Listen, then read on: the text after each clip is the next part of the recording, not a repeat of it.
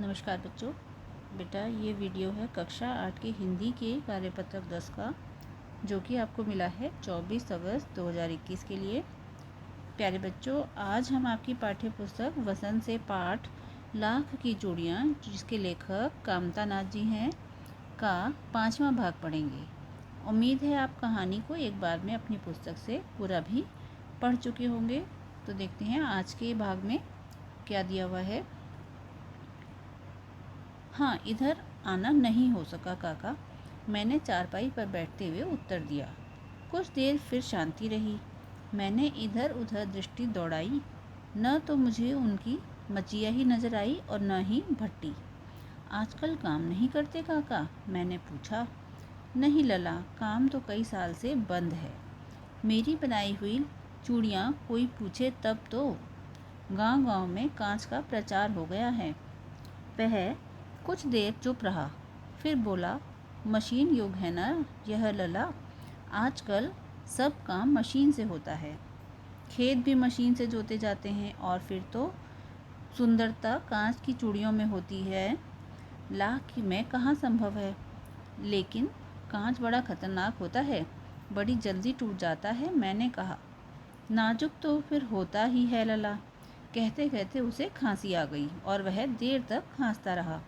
मुझे लगा उसे दमा है। अवस्था के साथ साथ उसका शरीर ढल चुका था। उसके हाथों पर और माथे पर नसें उभर आई थीं।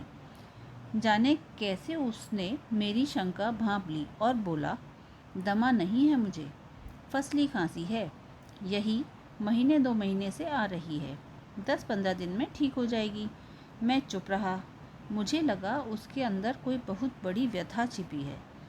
मैं देर तक सोचता रहा कि इस मशीन युग ने कितने ही हाथ काट दिए। कुछ देर फिर शांति रही, जो मुझे अच्छी नहीं लगी। आम की फसल अब कैसी है काका? कुछ देर पश्चात मैंने बात का विषय बदलते हुए पूछा। अच्छी है लला, बहुत अच्छी है, उसने लहककर उत्तर दिया और अंदर अपनी बेटी को आवाज़ दी, अरे रज्जो, लला के लिए आम तो ले आ। फिर मेरी ओर मुखातिब होकर बोला, माफ़ करना लला, तुम्हें आम खिलाना भूल गया था। तो बेटा ये था पाठ का भाग। और अब जो इस पाठ में नए शब्द आए हैं, एक बार उनको देख लेते हैं। नए शब्द हैं मचिया। मचिया मतलब छोटी खाट। दमा, ये बीमारी होती है जिसमें अस्थमा भी, जिसे अस्थमा के नाम से जानते हैं, और इसमें खांसी बहुत ज़्यादा उठती है व्यक्ति को। और फसली खांसी का मतलब है किसी विशिष्ट फसल या मौसम में होने वाली खांसी। जब कहते हैं ना कि सीज़न बदल रहा है या फिर फसल की जब कटाई होती है, तो उसके कारण जो उसकी उड़ने वाली भूसी है, उसके कारण भी हो जाती है ये। व्यथा का मतलब परेशानी से है।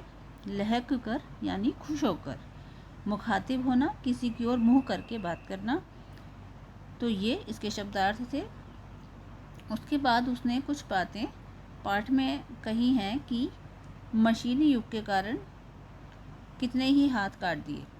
तो इस बात का मतलब है कि वो जो बदलू है, जो मनीहार था, जो लाख की चूड़ियाँ बनाने का कार्य करता था, उसे मशीनी युग से दिक्कत हो रही है कि मशीनों के आ जाने से अब लोग मशीनों का इस्तेमाल ज़्यादा करने लग गए हैं, और जो हाथ से कार्य करने वाले लोग थे, अब उन्हें परेशानी को देखना पड़ रहा है और उनके रोज़गार में उनकी कमी आती जा रही है और उनके काम धंधे बंद होने की कगार पर आ गए हैं। अब इसके प्रश्नोत्तर देख लेते हैं एक बारी। पहला प्रश्न है, जब लेखक काफ़ी समय बाद बदलू के घर गया तो उसे क्या बदलाव नज़र आया? तो क्या होगा इसका उत्तर?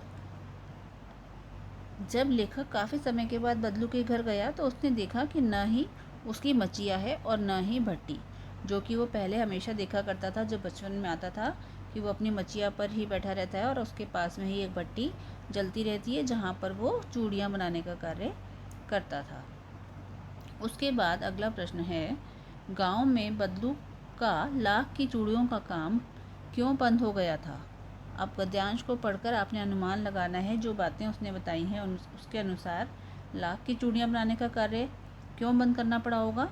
कि गांव में बदलू का लाख की चूड़ियों का काम इसलिए बंद हो गया होगा क्योंकि अब सभी कांच की चूड़ियाँ पसंद करने लग गए थे, क्योंकि वो ज़्यादा सुंदर नज़र आती थी ना, तो सस्ती भी रहती थी तो लोगों को वो ज़्यादा भाती थी। अब प्रश्न 3 है, मशीनी युग से बदलू का क्या अभिप्राय था। ये आपको बताना है कि मशीनी युग से उसने क्या कहा कि इस मशीनी युग से बदलू का अभिप्राय है वह समय जब अधिकतर उत्पादन का कार्य मशीनों द्वारा होने लगा है, कि मशीनों से ही सब किया गया कार्य पसंद करने लग गए हैं लोग, तो मशीनी युग उसी युग को कहा है। आजकल भी सब मशीनी युग ही चल रहा है, सारा कार्य मशीनों के द्वारा ही होता है। अगला प्रश्न है, लेखक के इस कथन का भाव लिखिए। मशीनी युग ने कितने हाथ काट दिए हैं। बेटा इसका मतलब ये नहीं कि मशीनों ने लोगों के हाथ काट दिए, बल्कि इसका मतलब ये है कि मशीनी युग ने कितने हाथ काट दिए का अभिप्राय है कि मशीनों से कार्य करने के कारण बहुत से लोग बेरोजगार हो गए, क्योंकि एक मशीन सौयों व्यक्तियों का कार्य कुछ ही समय में कर सकती है, तो इसलिए बहुत सारे लोगों को अपने रोज़गार छोड़ने पड़े मशीनों के आ जाने से। उसके बाद आपको बेटा एक गतिविधि दी हुई है कि आपने क्या करना है इसमें, कि घर में बड़ों की सहायता से गांवों के उन कामों की सूची बनाइए जो मशीनी युग की वजह से या तो बंद हो गए हैं या काफ़ी कम हो गए हैं। तो आप अपने बड़ों की सहायता इसमें ले सकते हैं, और कुछ कार्य मैंने आपको यहाँ बताए भी हैं कि मशीनी युग की वजह से जो उद्योग धंधे बंद होने की कगार पर आ गए हैं उनमें से कुछ हैं। एक तो लकड़ी के खिलौने बनाने का उद्योग धंधे, और पत्थर की नक्काशीदार वस्तुएं बनाने का उद्योग, और उसके साथ ही लकड़ी पर नक्काशी का उद्योग, और इसके साथ जो कि आपने पाठ में देखा कि हाथ से लाख की चूड़ियाँ बनाने का कार्य भी काफ़ी कम रह गया है। और इसके अलावा भी जो आपको लगे, चाहे वो हथकरघा उद्योग या जो भी, आप लिख सकते हो, अपने बड़ों से पूछ सकते हो। तो इस तरीके से आप अपने वर्कशीट को पूरा करके अपना कार्य कर सकते हो और भेज सकते हो। उसके बाद आज का कोविड के संदर्भ में व्यवहार, नियमित रूप से अपने हाथों को साबुन और पानी से धोएं और स्वस्थ रहें, खुश रहें। अगर वर्कशीट के बारे में कुछ आपको समझ ना आया हो तो आप अवश्य पूछें। आज की वर्कशीट में इतना ही।